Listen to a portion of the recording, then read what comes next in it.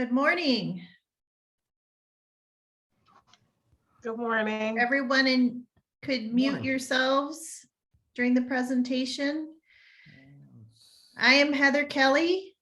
I am the marketing consultant with Rockford SBDC, otherwise known as Illinois Small Business Development Center at Rockford Chamber. Today I'm going to talk about, do you know your target market? And go a little bit in depth about how to get to your target market by doing a market analysis for your business. I'd like to remind everyone that we do have 3D print classes coming up. We have 2 spots available on April 27th and 29th at NIU Rockford. The classes are very popular and the tickets go fast. So you can find that at rockfordsbdc.org. Also, for the latest webinars and training, follow us at Rockford SBDC on Facebook, Instagram, LinkedIn, and Twitter. Also, in 2 weeks, we will have Revisiting Your Why for small businesses, and our life coach guest speaker will be Carrie Kruger. So with that, I will start our presentation. Bear with me.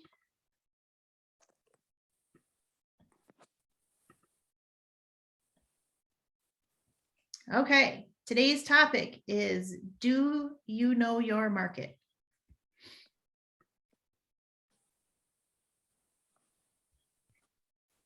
So one of the things, or a couple of things that I'd like to talk about today are really focusing on how to perform a market analysis. And some of the ways that we do that, oh, gotta back up here. Or key takeaways that I want you to have today are how to determine your market size, conducting market segmentation, defining your target market, defining the market need, and outlining barriers to entry, meaning what obstacles could your business possibly face when looking at your target market.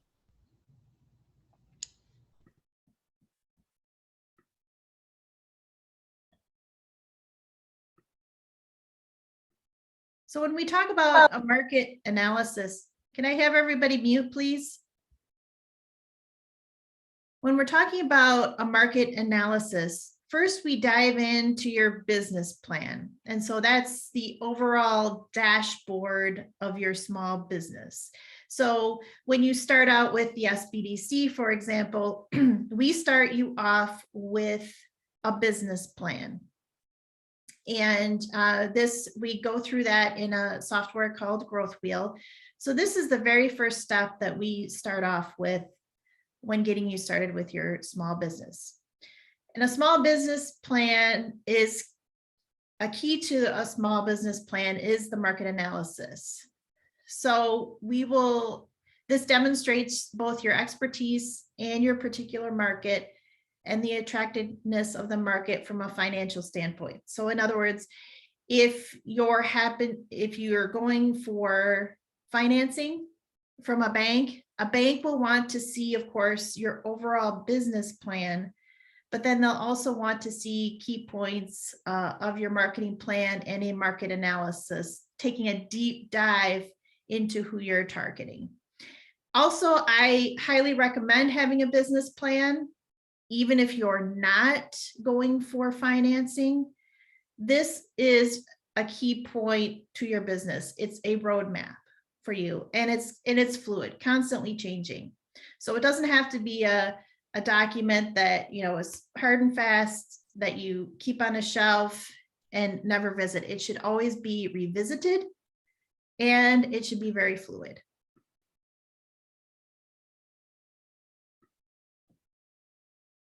So when we're talking about the market analysis, conducting a market analysis is an essential process for anyone looking to start a successful business.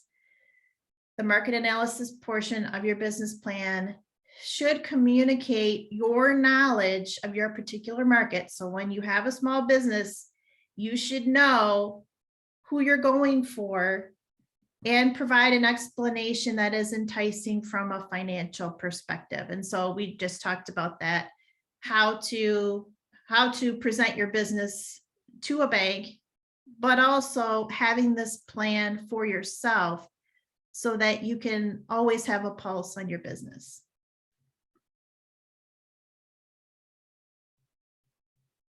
When we take a deep dive into the market analysis, it's a quantitative and a qualitative assessment of your market.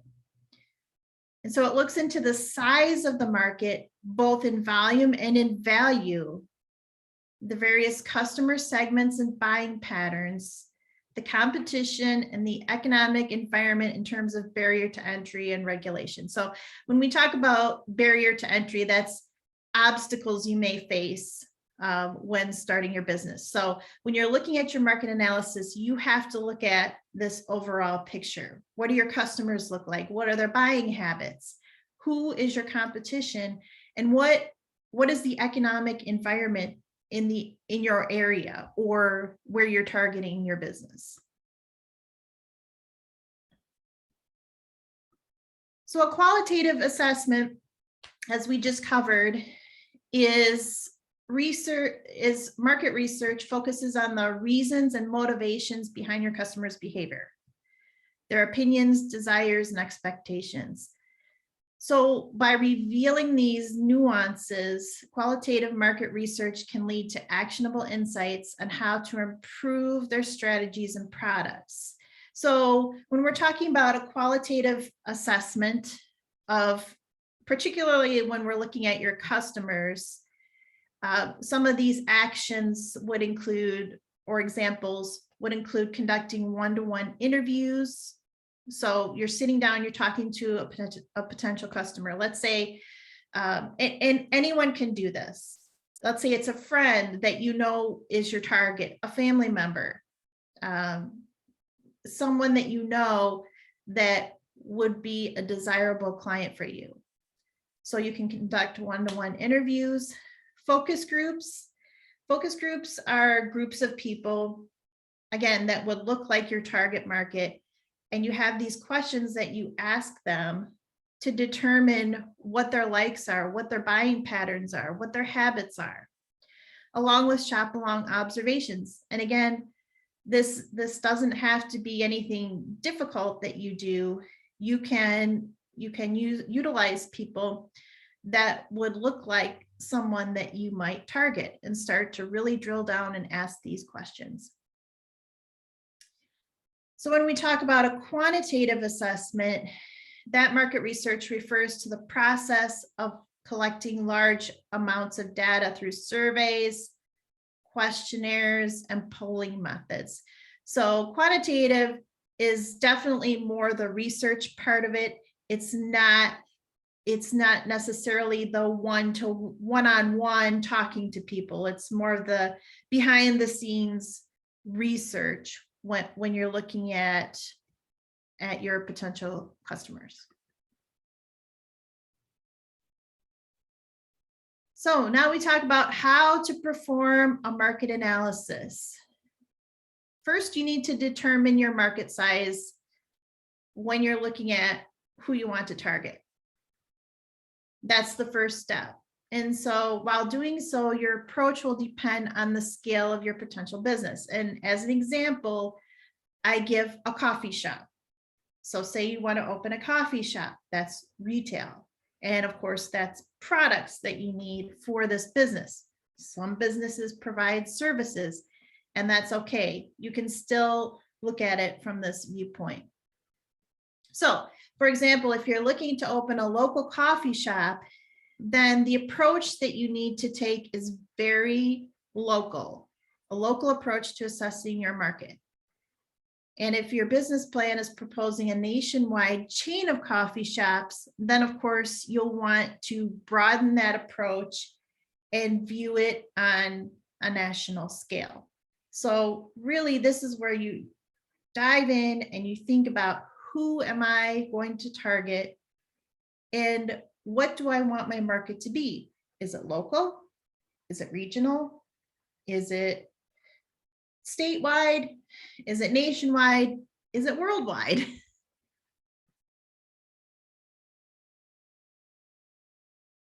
And while determining the market size, so we've talked about this, whether it's local, regional, national, you have to look at both volume and value. So volume refers to the number of potential customers. And so that's casting a net to all of your potential customers. But then you have to take a look at, how valuable are they? How valuable is your potential market? And so determining market value can be a challenge. One approach is to see if the figure is publicly available.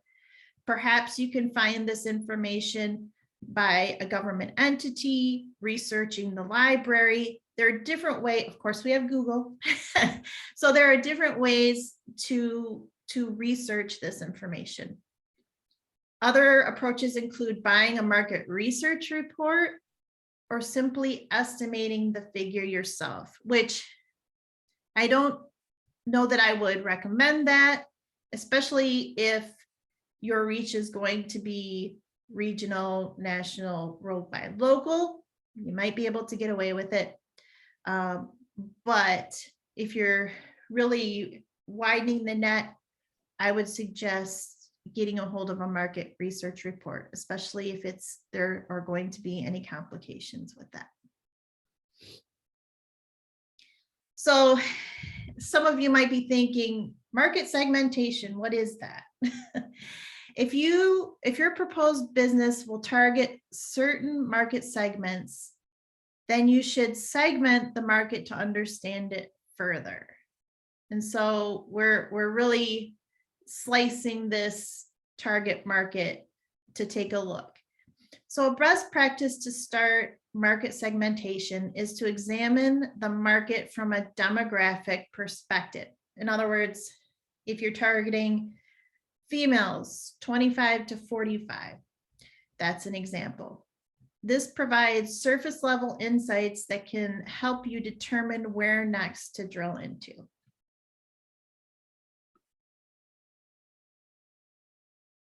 Other segmentation methods that you can use as they pertain to the business's products and services include geographic segmentation. So let's say that you're looking at Winnebago County. You're looking at Winnebago and Boone County. You're looking at City of Rockford. So that would be geographic segmentation. Behavioral segmentation is, where do they shop? Where do they spend their time? What do they like to do? And psychographic segmentation is, what are their beliefs? What are their values? Sometimes that's a little bit harder to pinpoint. And that's where, going back to, looking at focus groups, one-to-one interviews, that can be an effective way to get that information. You can even use these various methods of segmentation in tandem.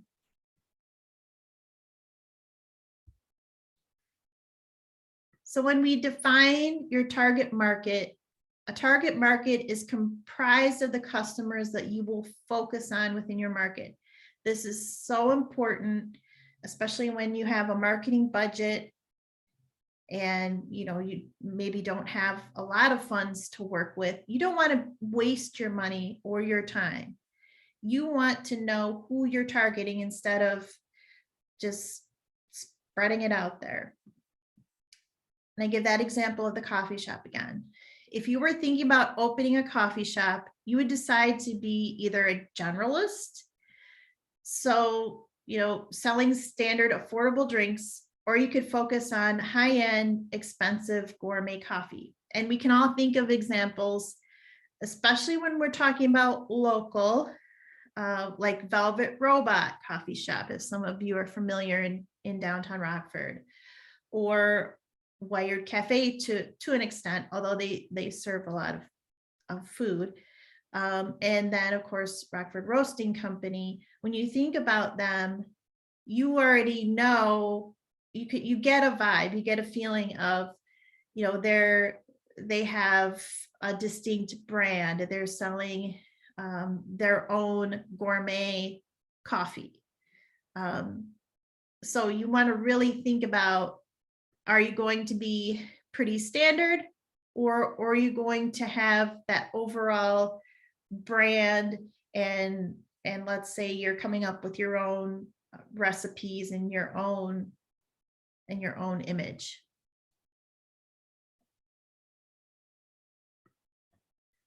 So each of these examples would appeal to different market segments, whether you're going general or more specialized. And the approach to connecting with the relevant target market would be different despite having a similar core product. So there is a difference in that example. You would target different people with, you know, if you have a basic product than if you have a more specialized gourmet product, so that you can see that really those people would be different customers. So defining your target market is most important when your market has obvious segments that have different drivers.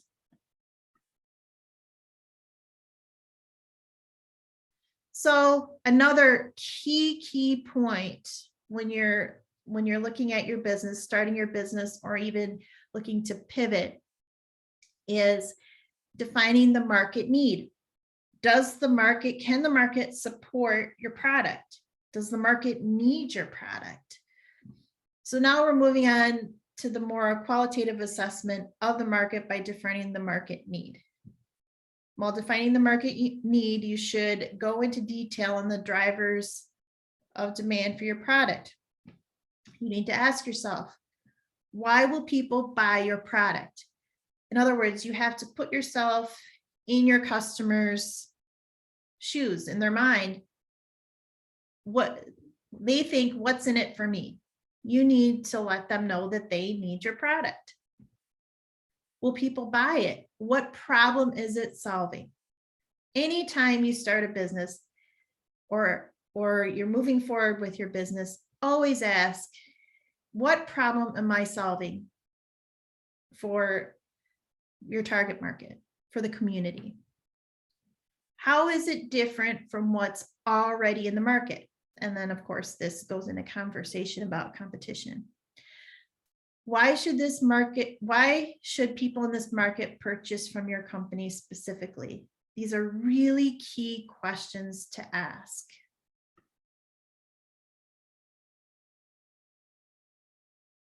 It helps to be exhaustive about researching existing competition. This is where we start talking about competition, to really look at their strengths and weaknesses. So when we walk through our business planning process through Growth Wheel, one of the things we really focus on is your competition. Maybe you don't have competition locally, but maybe you do. And if that's the case, then you want to know what their strengths and weaknesses are. And this will inform you of your market position, which can be thoroughly addressed later on in your business plan. The market need can often be derived from looking at the efforts of the competitors and drilling down into the areas that they are not focusing on, or areas that you can provide better value than what they offer. So when we talked earlier about outlining barriers to entry, these are the possible obstacles that you could face. And there are two questions that you should ask. What factors prevent someone from opening a competing shop in proximity to yours and taking 50% of your business? So even if you're entering the market, you don't have any competitors now, you could have competitors 6 months down the road, a year, 5 years. You want to be prepared for that, and you want to be on your toes. What factors do you think will make you successful while entering this market? These are really important questions that you need to ask yourself. Barriers to entry. Simply put, barriers to entry protect your business from new competition. So we're looking at it in different ways. Examples of barriers to entry could include brand. So the costs that are required to obtain a certain level of recognition. Some of you have already experienced this. There is a cost to starting your business, whether it's fees, having a logo designed, a website, basic marketing materials, those are costs that we know about. Location. Is your location easy to find? Do you have a location? And is that important to your business? Regulation. Are there any regulations that you need to be conscious of when you're starting your business? Access to resources such as suppliers and third-party vendors. You could have a service company, but you could also be looking at starting a restaurant or a retail business. Do you know who the suppliers are, and do you have access to them? Technology. What do you need to run your business? Do you need scanners and computers, printers? If you have a shop, you need security cameras, things like that. So really think about the technology that you need. Investment. What is the investment into the business? Are you going to have to invest yourself, or will you need assistance with financing? And access to distribution channels. Do you have access to ways to get your product out there? Let's say you're shipping products. You want to make sure that you eliminate or that you have ways to problem solve some of these barriers that may come up in your business. Again, if you have a service business, a lot of this may not apply, but some of these examples would apply to you. So by following the steps outlined, you'll be able to put together a comprehensive market analysis for your business plan. And I strongly recommend this. Doing so will give you familiarity and knowledge necessary for deciding whether or not to move forward with your business plan. So with that, I'll invite any questions that you might have. Feel free to put them in the chat, or you can unmute yourself and ask any questions that you might have.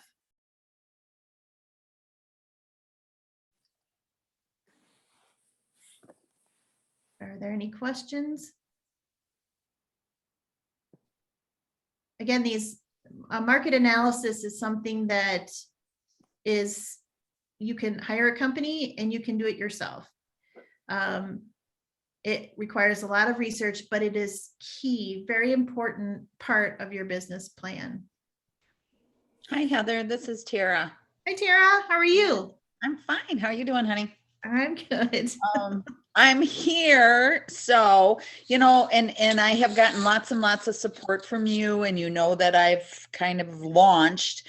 The challenge that I'm coming up with, and part of the motivation for me to participate today, is that I'm wondering if the market analysis that I did actually matches with my business model. Like, okay, there are people who are out there who need this service, but I'm wondering if my actual model matches getting connected with those recipients of service. And I know you said that this is, doing widgets versus service. Some applies, some doesn't.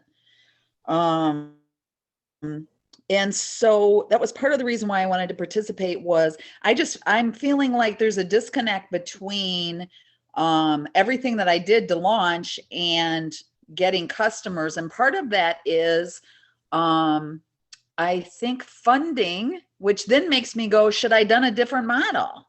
You know what I mean? So should my target market, should my target market have been way more limited than what my vision is for providing the service, and just because of funding? So one thing that I want to emphasize is that you can always revisit your business plan. And you know that I would be happy to take a look at your business plan. And I know we've talked about your target market.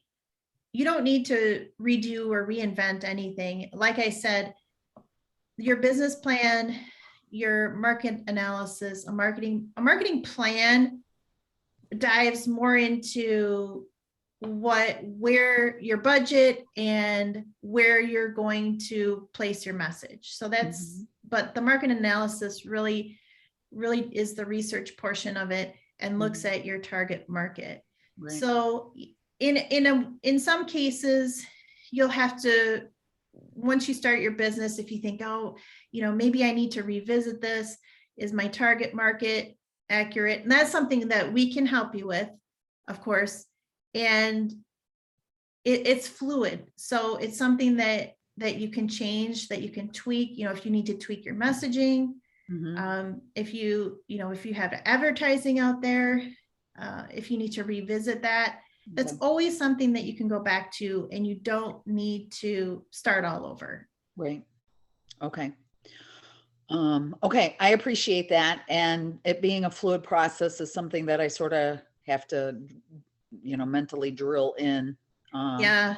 And it's, so I would recommend some people at least once per quarter, but these days I would recommend once per month, taking a look at, because we've been through a lot in the past 2 years, and do you need to shift your focus? Is your target market changing? And I also refer to the marketing plan. That's more of the action plan of who you're promoting to. And I think that's another piece that we need to talk about, Tara, is revisit too, is your marketing plan. Once you have your target market, do we need to take a look at that marketing plan and revisit that? Okay. Good. Thank you for the input. Okay, let me see. I have a question in the chat. Any suggestions on credible market research report providers? I don't know of I know of a person in Texas that does this, and that I've hired in the past to do this type of research for a local community college. And so I can send you that information, but if you do a search for market research report providers, you'll likely find people that are possibly closer. Although, it depends on your budget too. And that's something that we can also help you get started with. Seems like David have a question. David? Oh, yeah. So my company is more of a platform. So I have ideas and things I want to do, but I need to connect with some other people who would be doing it too. So it's kind of complicated. So I need help. Yeah, that's something that we can help you with, is, depending on the business that you want to start, is getting you connected with people. That's really key. and that's a whole other topic we could go into, is how to connect with the right people in your industry, and the importance of networking these days. So David, I know that we've reached out a little bit via email, so that's something we can definitely help you with, whether it's Zoom. You're welcome. Are there any other questions?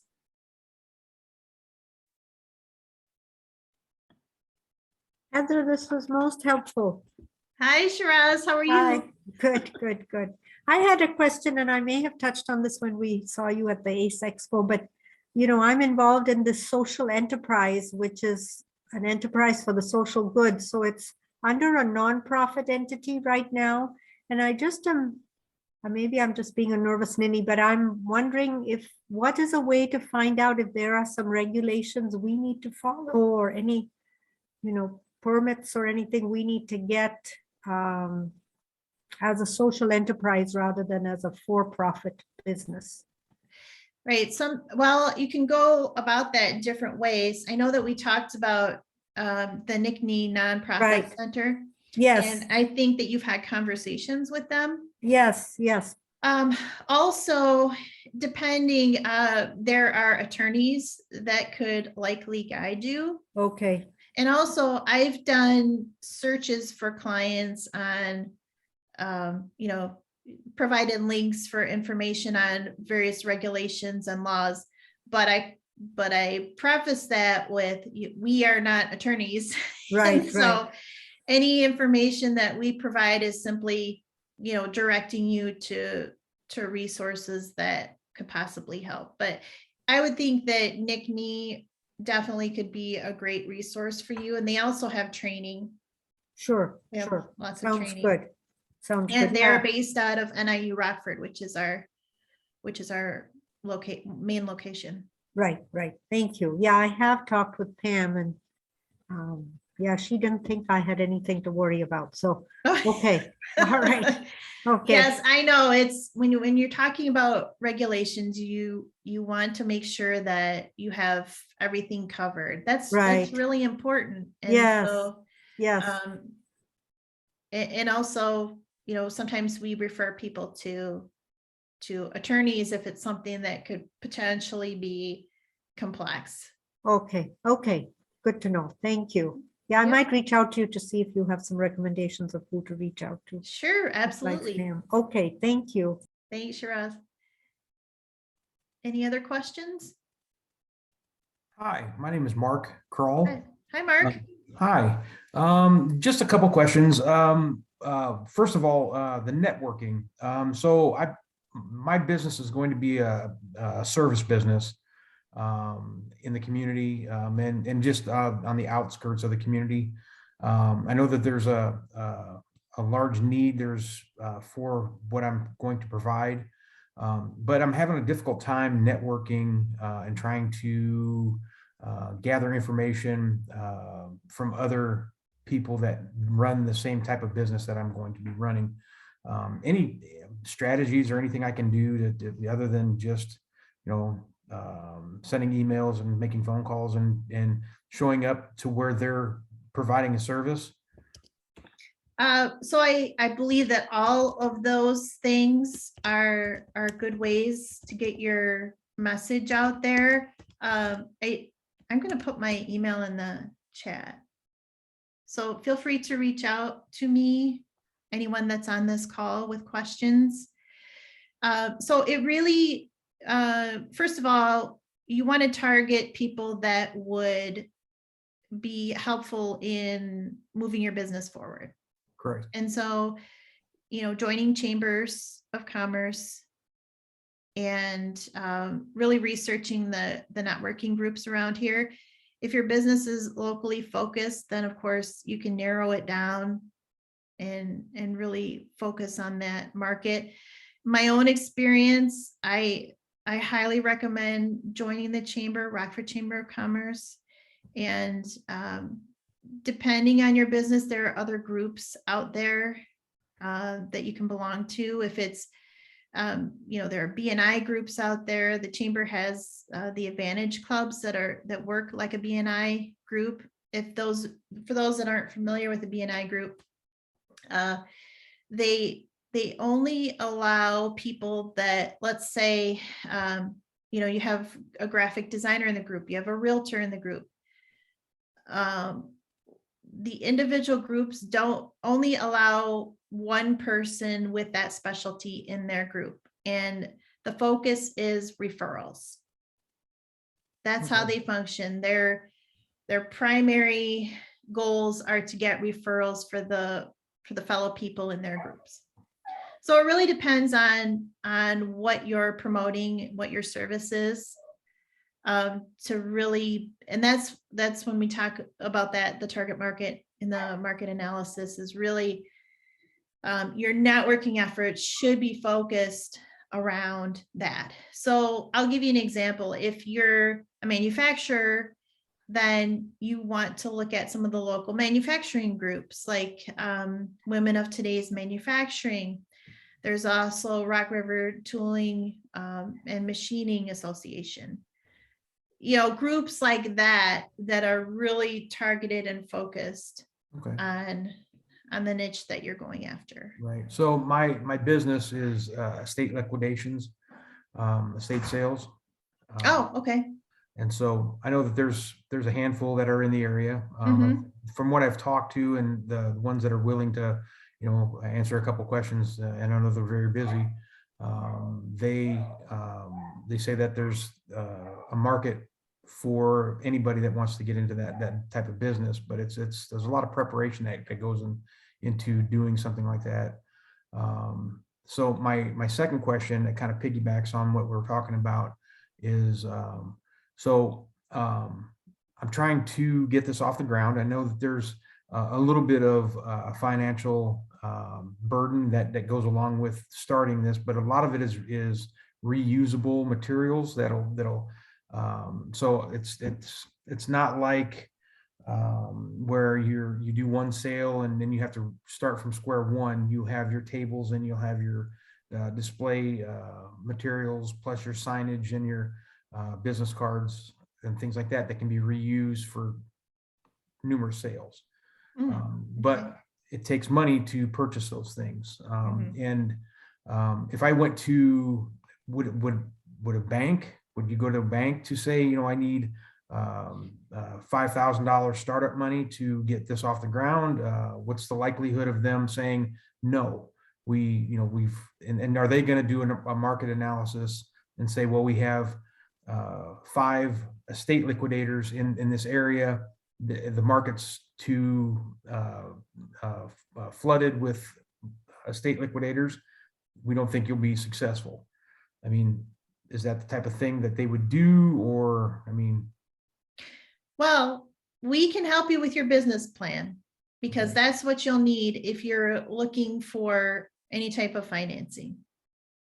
So you need to start there. And as I mentioned, we go through a process called Growth Wheel, and it's kind of incorporating that market analysis in there. Is some of the information that you would include. So it takes care of really both of those things. So we walk you through that process, through the Growth Wheel process. It's at no cost to you. And so I've included my email in the chat. So please reach out and we can get you connected. Ed?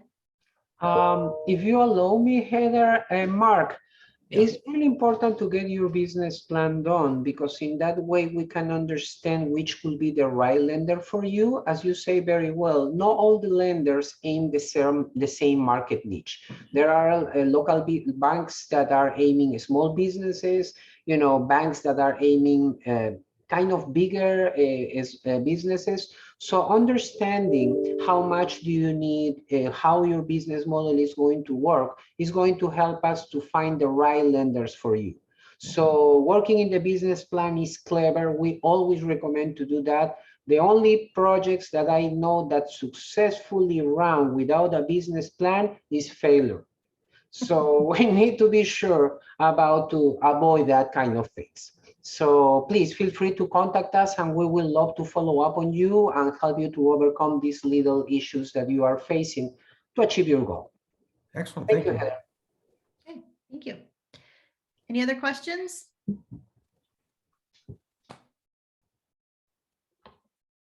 Okay, with that, as a reminder, follow us on Rockford SBDC, Facebook, Twitter, LinkedIn, and Instagram for the next upcoming webinars. And as I mentioned, we do have a 3D printing class in person.